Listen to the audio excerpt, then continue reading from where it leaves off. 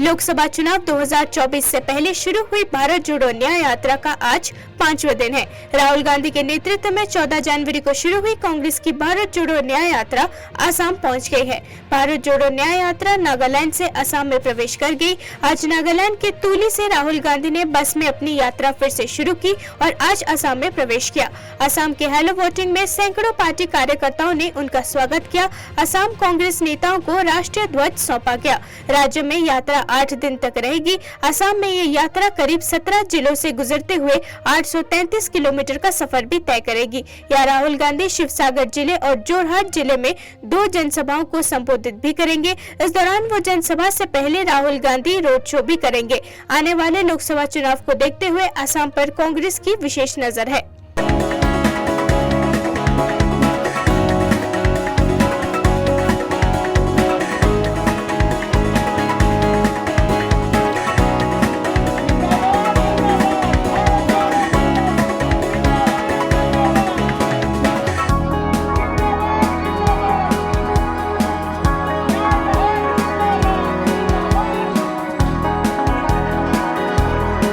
इस यात्रा का लक्ष्य हर धर्म को, हर जात को, हिंदुस्तान की जनता को एक करने का तो है, मगर इसमें हमने न्याय शब्द भी जोड़ रखा है, क्योंकि हम मानते हैं कि देश में, हर प्रदेश में बीजेपी और आरएसएस अन्याय कर रहे हैं। आर्थिक अन्याय, सामाजिक अन्याय और राजनीतिक अन्याय। मणिपुर में आप जान दिवंगत फिल्म अभिनेता एनटी रामाराव का आज 28वीं डेथ एनिवर्सरी है। फिल्म स्टार जूनियर एनटीआर के दादा एनटी रामाराव की 28वीं डेथ एनिवर्सरी पर हैदराबाद में एक विशाल समारोह का आयोजन किया गया। इस दौरान कई सितारे और राजनेता उन्हें श्रद्धांजलि देने पहुंचे। इस बीच एनटीआर के पोते और सुपरस्टार जूनियर एनटीआर भी अपने दादा को नमन करने यहाँ पहुंचे, जिसके बाद उनकी वीडियो आते ही इंटरनेट पर वायरल हो गई। RRR के स्टार की जो तस्वीरें वायरल हो रही है, उसमें वो कल्याण के साथ नम आंखों से एनटी रामाराव को नमन करते नजर आ रहे हैं। जूनियर एनटीआर अपने दादा एनटीआर को नमन करने के लिए उनकी 28वीं डेथ एनिवर्सरी पर पहुंचे। वहीं सुपरस्टार जूनियर एनटीआर की एक झलक के लिए वहां मौजूद भीड़ उतावली होने लगी। सुपरस्टार जूनियर एनटीआर का यह वीडियो सोशल मीडिया पर वायरल हो रहा है, जिसमें वो भीड़ के बीच नम आंखों से श्रद्धांजलि देते नजर आ रहे हैं।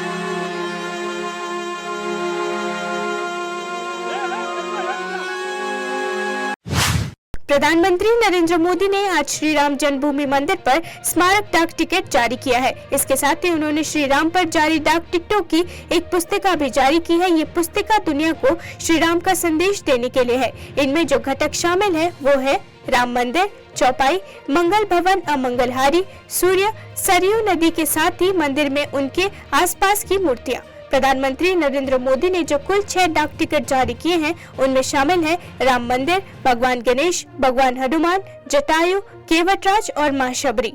प्रधानमंत्री मोदी ने अपने वीडियो संदेश में कहा कि आज राम मंदिर से जुड़े 6 स्मारक टिकट जारी किए गए हैं। इसके साथ ही श्री राम से जुड़े जो डाक टिकट जारी किए गए हैं, उनका एक एल्बम भी जारी किया गया है। उन्होंने ये भी कहा, ये डाक टिकट अहम भूमिका निभाते हैं। ये टिकट अगली पीढ़ी तक अपने इतिहास, ऐतिहासिक अवसरों को पहुंचाने के माध्यम है। प्रभु श्री राम से जुड़े जो डाक टिकट पहले जारी हुए हैं, आज उनका एक एल्बम भी रिलीज हुआ है। मैं देश विदेश के सभी राम भक्तों को, सभी देशवासियों को बहुत बधाई देता हूं। साथियों, पोस्टल स्टैम्प का एक कार्य हम सभी जानते हैं।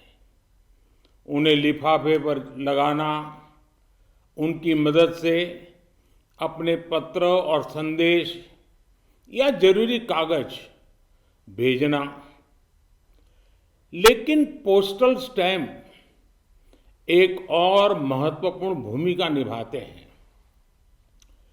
पोस्टल स्टैम्प्स विचारों, इतिहास और ऐतिहासिक अवसरों को अगली पीढ़ी तक पहुंचाने का एक माध्यम भी होते हैं। पश्चिम बंगाल में शिक्षक भर्ती घोटाले मामले को लेकर प्रवर्तन निदेशालय ने 24 परगना के विभिन्न इलाकों में छापेमारी की। ईडी ने इस घोटाले के बिचौलिए प्रसन्ना रॉय से जुड़े इलाकों पर छापा मारा है। दरअसल शिक्षक भर्ती मामले में तृणमूल कांग्रेस नेता कुंतल घोष की शिकायत में टीएमसी महासचिव का नाम सामने आया था। घोष ने आरोप लगाया था कि भर्ती मामले में अभिषेक बैनर्जी का नाम लेने के लिए केंद्रीय जांच एजेंसियों द्वारा उन पर दबाव डाला जा रहा था, जिसके बाद स्कूल भर्ती घोटाले के मामले में पूछताछ के लिए बैनर्जी को पेश होने के लिए कहा गया था। घोष इस मामले में आरोपी हैं।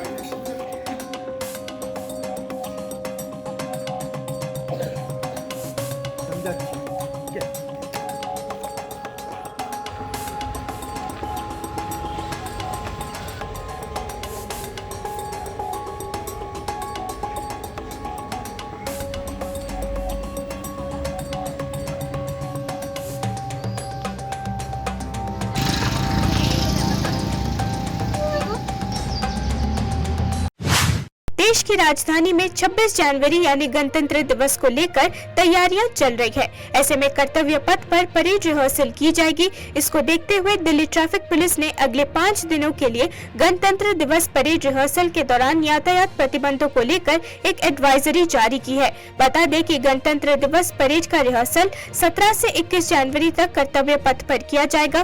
कर्तव्य पथ पर परेड को देखते हुए कुछ यातायात प्रतिबंध लागू किए गए हैं। कर्तव्य पथ रफी मार्ग क्रॉसिंग, कर्तव्य पथ जनपथ क्रॉसिंग, कर्तव्य पथ मानसिंह रोड क्रॉसिंग और कर्तव्य पथ सी हेक्सागोन पर आज से लेकर 21 जनवरी तक सुबह 10:15 से लेकर दोपहर 12:30 तक प्रतिबंध लागू रहेगा। इसके अतिरिक्त इस अवधि के दौरान विजय चौक से इंडिया गेट तक कर्तव्य पथ यातायात के लिए बंद रहेगा।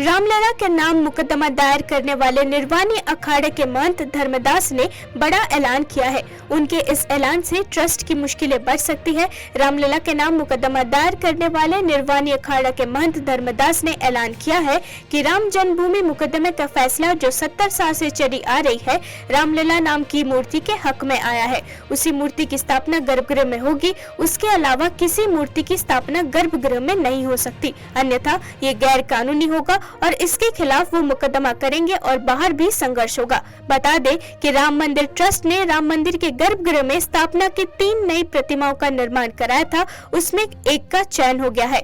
अब उसकी प्राण प्रतिष्ठा की विधियां जारी है। इसको लेकर विरोध हो रहा है। हालांकि ट्रस्ट पहले ही स्पष्ट कर चुका है कि मौजूद रामलला विराजमान की प्रतिमा को गर्भगृह में स्थान दिया जाएगा। पंजाब के कांग्रेस विधायक सुखपाल सिंह खेरा को सुप्रीम कोर्ट से राहत मिली है। ड्रग्स से जुड़े केस में उन्हें मिली जमानत को सुप्रीम कोर्ट ने रद्द करने से इनकार कर दिया है। अदालत ने पंजाब सरकार की याचिका को खारिज कर दिया। खेरा को पंजाब और हरियाणा हाई कोर्ट ने जमानत दी थी। इसके बाद पंजाब सरकार जमानत रद्द करवाने के लिए सुप्रीम कोर्ट गई। उसने शीर्ष अदालत में याचिका दायर कर कहा था कि खेरा मामले को प्रभावित कर सकते हैं। सुप्रीम कोर्ट ने narcotic drugs and psychotropic substances act से जुड़े 2015 के मामले में जमानत देने संबंधी हाईकोर्ट के आदेश के खिलाफ पंजाब सरकार की अपील को खारिज कर दिया। पंजाब के आम आदमी पार्टी की सरकार ने खेरा की जमानत पर सवाल उठाए थे। जस्टिस बेला एम त्रिवेदी और जस्टिस केवी विश्वनाथन की पीठ ने कहा कि वो पंजाब और हरियाणा हाईकोर्ट के आदेश में हस्तक्षेप नहीं करेंगे। हाईकोर्ट ने 4 जनवरी को जमानत का आदेश दिया था। सरकारी बंगला खाली करने के मामले में तृणमूल कांग्रेस की पूर्व सांसद महुआ मोइत्रा ने फिर से हाईकोर्ट का दरवाजा खटखटाया है। उन्हें 16 जनवरी 2024 को सरकारी बंगला खाली करने से जुड़ा एक नोटिस मिला था। समाचार एजेंसी एएनआई के मुताबिक दिल्ली हाईकोर्ट में जस्टिस गिरीश कटपालिया की बेंच के सामने उनका मामला लिस्ट किया गया है। दरअसल संपदा निर्देशालय की ओर से टीएमसी नेता को मंगलवार को सरकारी बंगला खाली करने के लिए बेदखली का नोटिस जारी हुआ था। केंद्रीय आवास और शहरी मामलों के मंत्रालय के सूत्रों की ओर से ये जानकारी समाचार एजेंसी पीटीआई को दी गई थी। सूत्रों ने इस मामले को लेकर समाचार एजेंसी पीटीआई भाषा को बताया था कि महुआ मोइत्रा को मंगलवार को बंगला खाली करने का नोटिस जारी किया गया था। राजस्थान के जोधपुर जिले से चौंकाने वाली खबर आ रही है। यहाँ जेल में बंद आसाराम के समर्थकों ने हाईकोर्ट परिसर में वकील विजय साहनी को पीट दिया। विजय आसाराम की पैरवी करने के लिए दिल्ली से आए थे। उनकी याचिका पर आज सुनवाई होनी थी। जानकारी के मुताबिक हाईकोर्ट में आसाराम के स्वास्थ्य कारणों को लेकर याचिका दायर की गई थी। मारपीट की इस घटना के बाद हाईकोर्ट परिसर में अफरा तफरी मच गई। इस घटना से वकील भड़क गए हैं। उन्होंने आरोपियों में से एक को पकड़कर कूड़ी थाने के हवाले कर दिया। गौरतलब है कि राजस्थान हाईकोर्ट ने फर्जी सूचना का अधिकार के जवाब के मामले में आसाराम को जमानत दे दी थी। ज्योतिर्मठ के शंकराचार्य स्वामी अविमुक्तेश्वरानंद सरस्वती ने राम मंदिर की प्राण प्रतिष्ठा से पहले राम जन्मभूमि तीर्थ क्षेत्र ट्रस्ट को पत्र लिखा है। इस पत्र में अविमुक्तेश्वरानंद सरस्वती ने सवाल उठाए हैं कि राम मंदिर परिसर में अगर नई मूर्ति की स्थापना होगी तो रामलला विराजमान का क्या होगा। शंकराचार्य अविमुक्तेश्वरानंद ने श्री राम जन्मभूमि तीर्थ क्षेत्र ट्रस्ट के अध्यक्ष महंत नृत्य गोपाल दास जी महाराज को लिखे पत्र में कहा, कल समाचार माध्यम से पता चला कि रामलला की मूर्ति किसी स्थान पर विशेष से राम मंदिर परिसर में लाई गई है और उसी की प्राण प्रतिष्ठा निर्माणाधीन मंदिर के गर्भगृह में की जानी है। एक ट्रक भी दिखाया गया है जिसमें वो मूर्ति लाई गई थी।